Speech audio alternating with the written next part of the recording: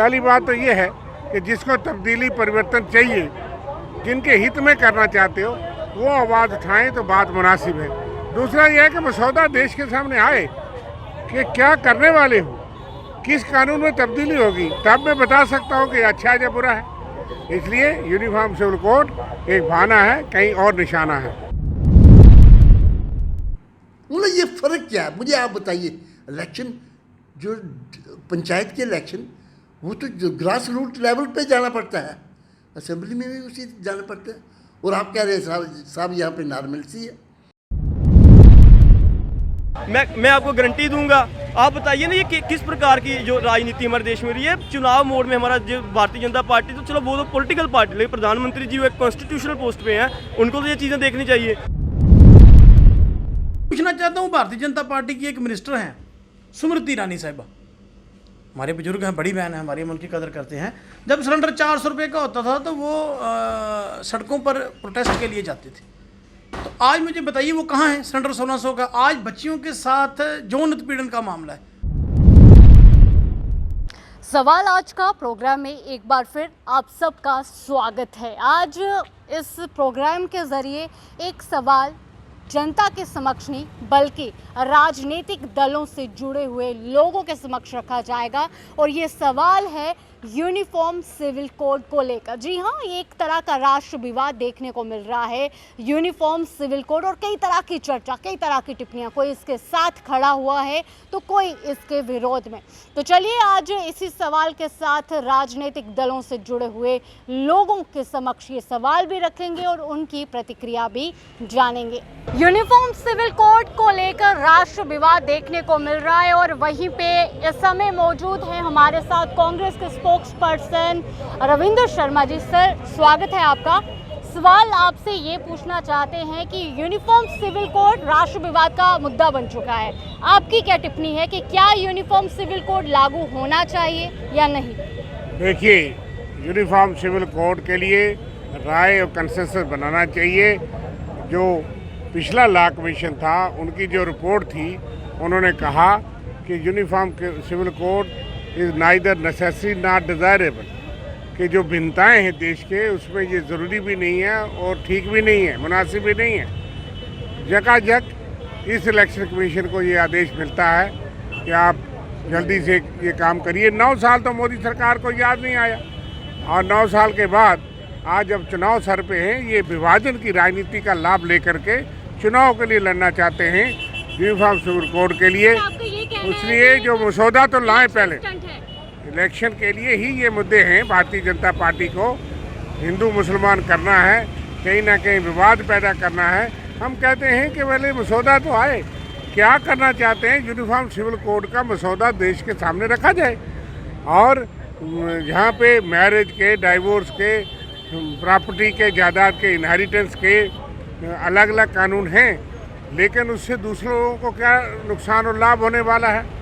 अगर कोई एक आदिवासी अपनी कानून से या अपनी कस्टम के मुताबिक ही खुश है, तो उसमें जागृति पैदा करने की ज़रूरत है कि ना कि कोई चीज़ थोपने की ज़रूरत है।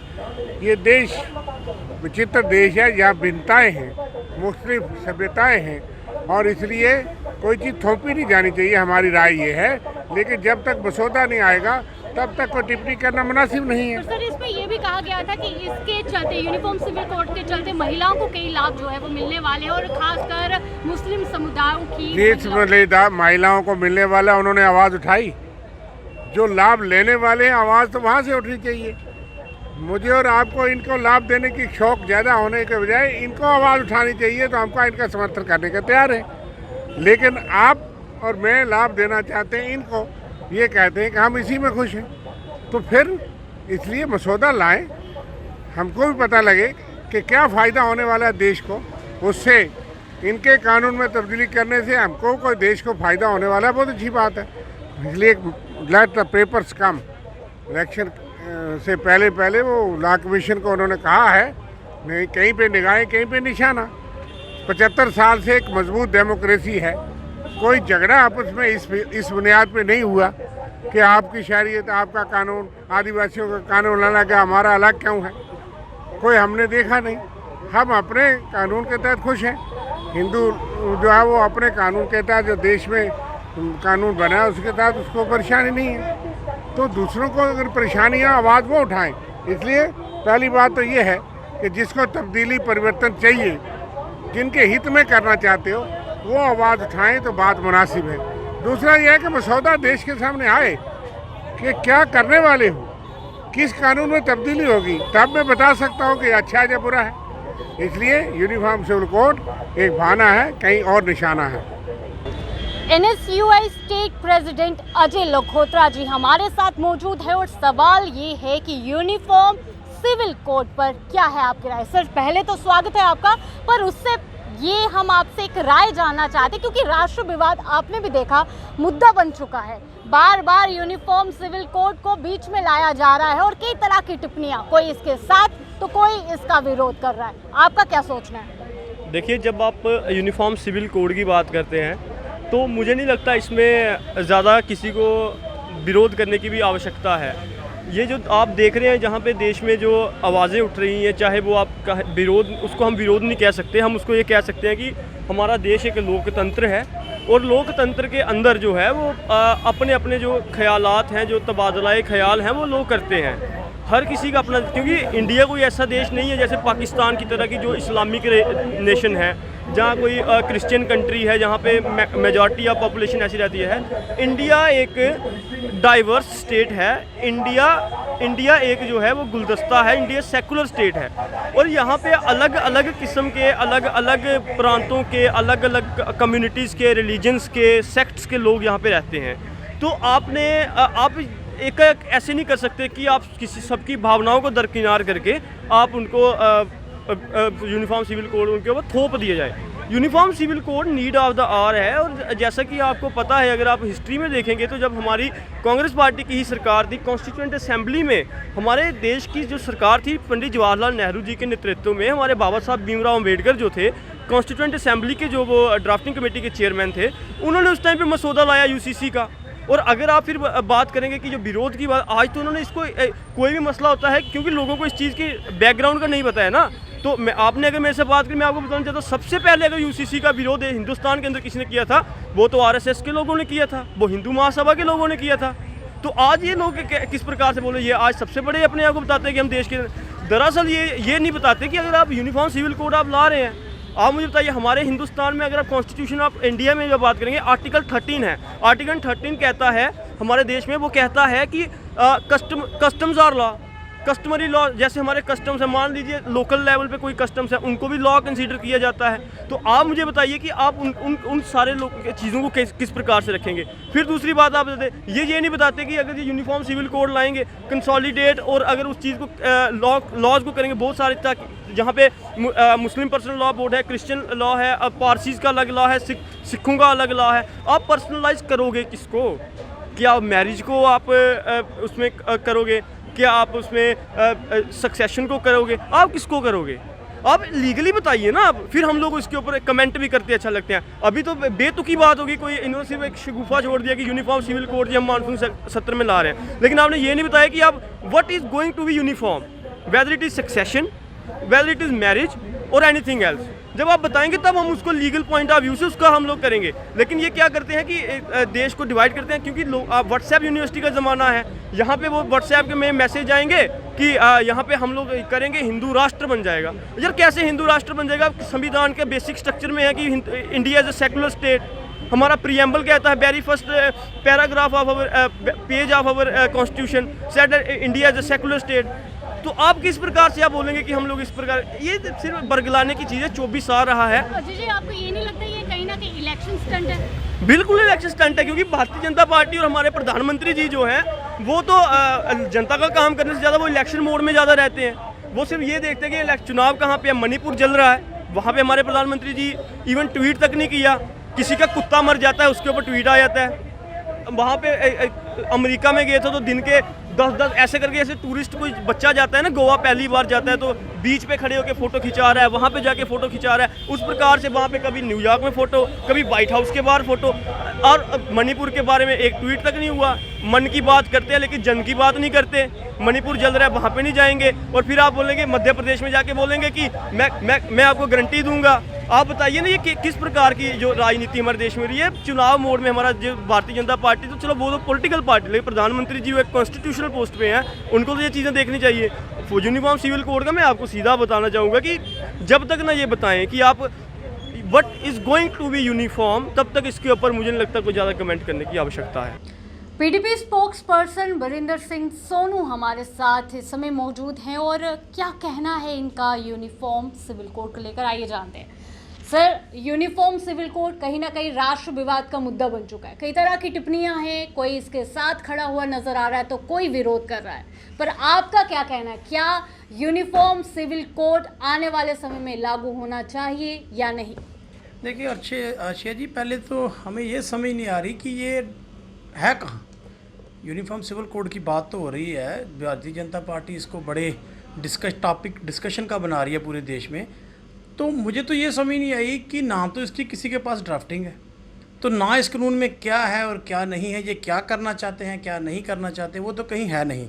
हाँ, डिस्कशन का मुद्दा ज़रूर है, लेकिन एक बात है कि क्यों इस तरह की बातें तभी आ रही हैं कि जब देश में पार्लियामेंट का चुनाव आ रहा है। पिछले 9 साल से भारतीय जनता पार्टी सरकार क्या कर आपको रही है। लगता है कि इलेक्शन स्टंट है? तो ये है ही बिल्कुल इलेक्शन स्टंट है। और इनके पास है क्या? आप मुझे बताइए कि मैं आप ही से आपके माध्यम से पूछना चाहता हूँ कि कोई सज्जन भारतीय जनता पार्टी का, कोई सरकार की तरफ से यार कोई ड्राफ्ट तो पब्लिश करो कि हम ये करना चाहते हैं, उसको उस जो कानून हम लाना चाहते हैं उसमें ये होगा, हम इसके ऊपर बात करना चाहते हैं, मैरिज के ऊपर बात करना चाहते हैं, इक्वलिटी के ऊपर बात करना चाहते हैं। भाई अगर तो वो मैरिज के ऊपर बात करना चाहते हैं तो बहुत सारे भारतीय जनता पार्टी के सांसद हैं जिनकी 2-2 शादियाँ हैं, इनके ऊपर इनका क्या स्टैंड होगा। मैंने एक एग्जाम्पल दिया है क्योंकि अभी तक तो किसी के पास वो ड्राफ्ट ही नहीं है, लेकिन देश के मुद्दे और बहुत सारे हैं। टमाटर 180 रुपये किलो बिक रहा है, गरीब आदमी की पहुंच से बाहर है।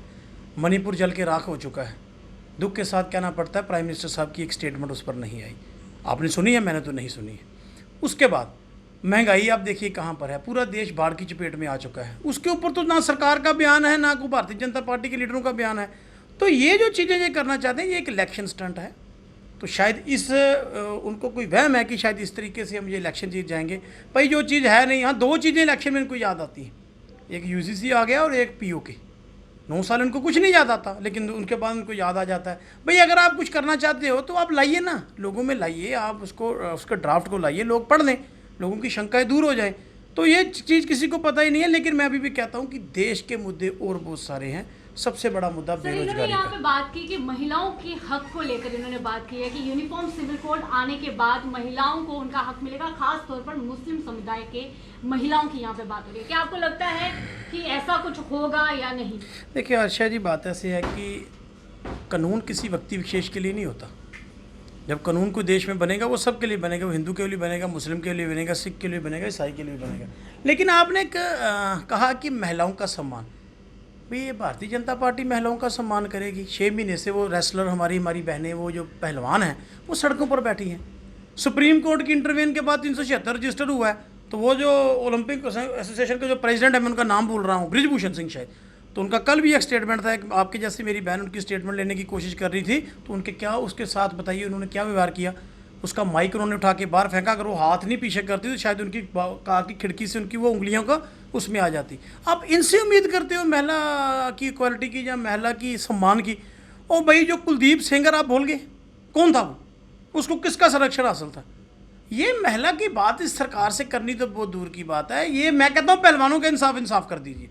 आज मुझे बताइए, ये पूरे देश में पहला मामला है कि एक आदमी के ऊपर कोर्ट ने इंटरवेन करके FIR रजिस्टर कराई है, वो खुलेआम घूम रहा है, पुलिस उसको गिरफ्तार नहीं कर पा रही। ऐसा दोष किसी अपोजिशन के लीडर पे होता तो मेरा ख्याल उसको 2 महीने हो गए जेल में डाले हुए। तो ये महिला की सम्मान की बात ही ना करें। मेरी आपसे भी अपील है, एक महिला होने के नाते, आप मेरी बहन है, आप भी इनसे जरा ये सवाल पूछिए, भैया आप ये बात जो कहते हो कि हम ये कानून लाना चाहते हैं, भैया पहलवानों के साथ इंसाफ कीजिए ना।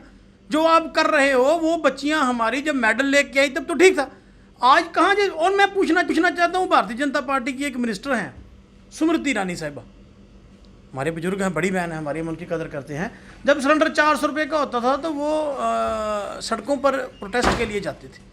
तो आज मुझे बताइए वो कहाँ है? सिलेंडर 1600 का। आज बच्चियों के साथ यौन उत्पीड़न का मामला है, तो कहाँ है सरकार? ब्रिजभूषण को वो संरक्षण दे रहे हैं। तो ये चीज़ें हैं कि इनकी कहनी और कथनी में फ़र्क है, ये कहीं नहीं है, ये सिर्फ इलेक्शन स्टंट और इलेक्शन के ऊपर ये बात करना चाहते हैं और इनके पास कुछ नहीं है। तो यूनिफॉर्म सिविल कोड को लेकर कई तरह का राष्ट्र विवाद, और वहीं पे इस पे चर्चा करने के लिए एनसी से हमारे साथ रतनलाल गुप्ता जी जुड़ चुके हैं। इनसे इनकी टिप्पणी भी जानते हैं।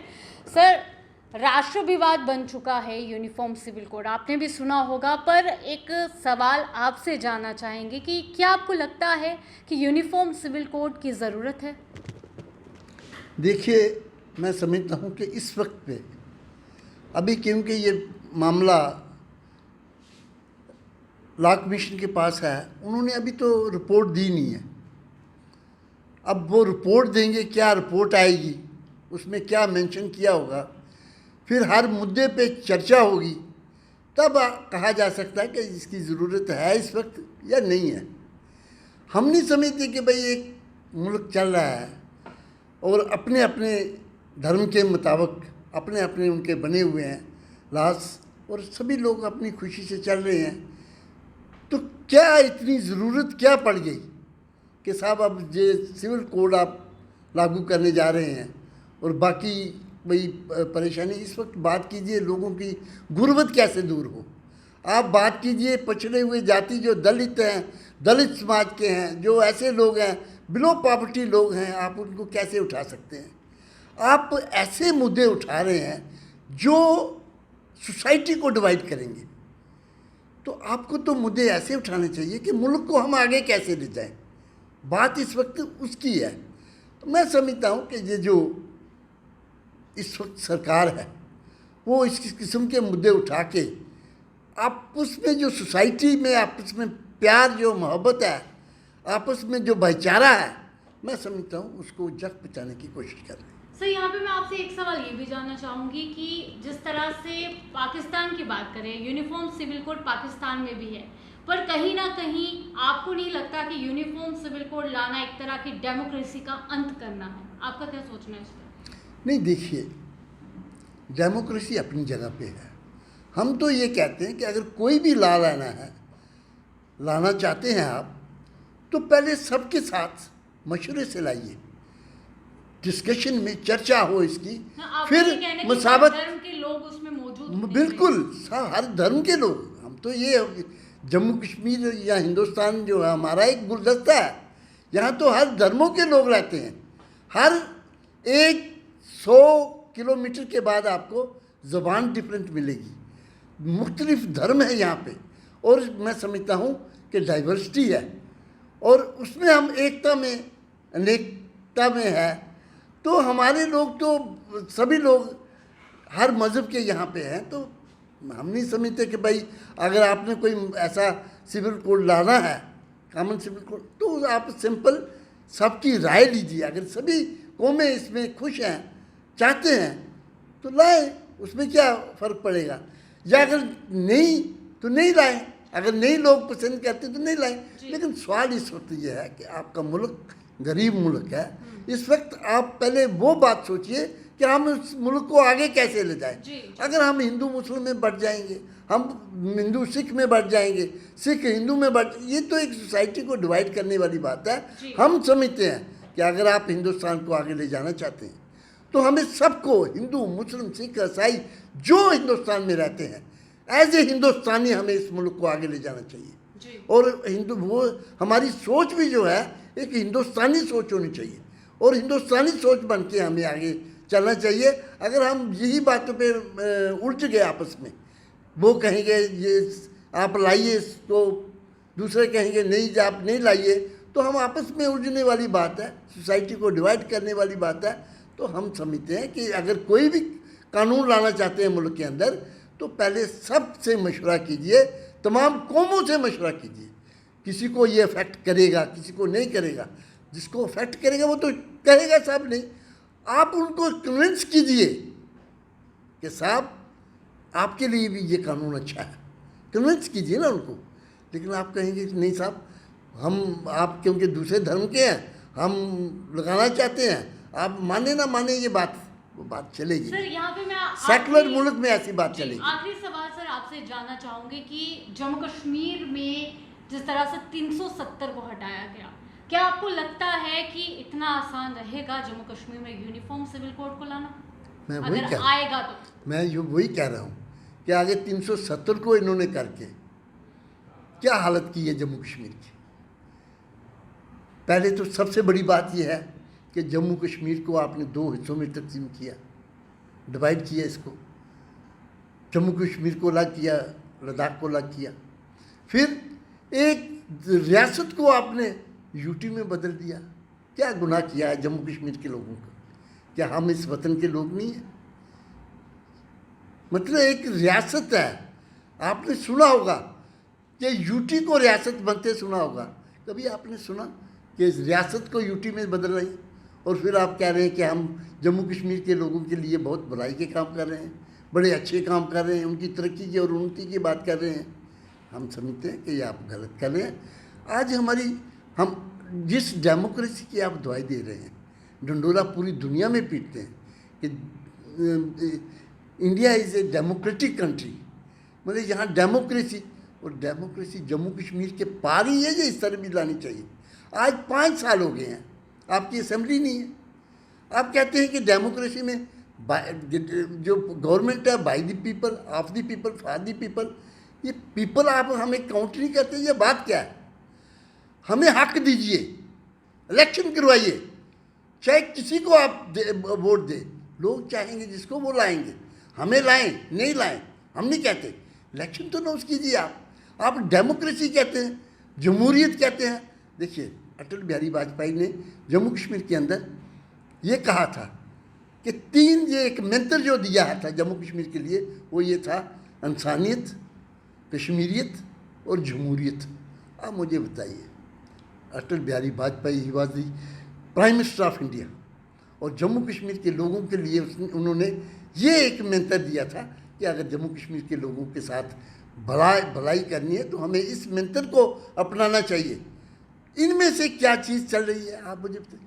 क्या जम्मू कश्मीर के अंदर जमहूरियत है, इंसानियत है या कश्मीरियत है? जिस ढंग से आपने यहाँ देखा, CEO उसने ओपन यहाँ कहा कि 25 लाख वोटर हम यहाँ जम्मू कश्मीर के अंदर लगाएंगे। क्या यही जमहूरियत है आपकी? क्या ऐसी बलबूते पे आप चलना चाहते हैं?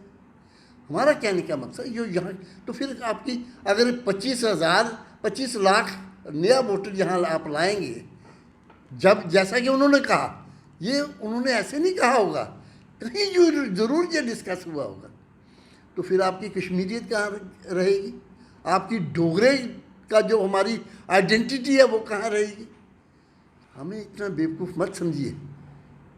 LG साहब जो समझ रहे हैं, इतने जम्मू कश्मीर के लोग बेवकूफ़ नहीं हैं, सब्र वाले हैं, वो सब्र कर रहे हैं। जिस ढंग से आप लोग इनको तबाह बर्बाद किया इस जम्मू कश्मीर को, ये सब्र की बात है। तो हमारा यही कहना है कि साहब आप जमहूरियत को बहाल कीजिए। 5 साल हो गया, आप कहते हैं कि भाई कॉन्स्टिट्यूशन में है कि अगर आपकी असेंबली जो है भंग है तो 6 महीने के अंदर अंदर यहाँ इलेक्शन हो जाना चाहिए। ऑनरेबल सुप्रीम कोर्ट की डायरेक्शंस हैं कि साहब विदिन 6 मंथ्स इलेक्शन होने चाहिए अगर असेंबली नहीं है। वजह क्या है?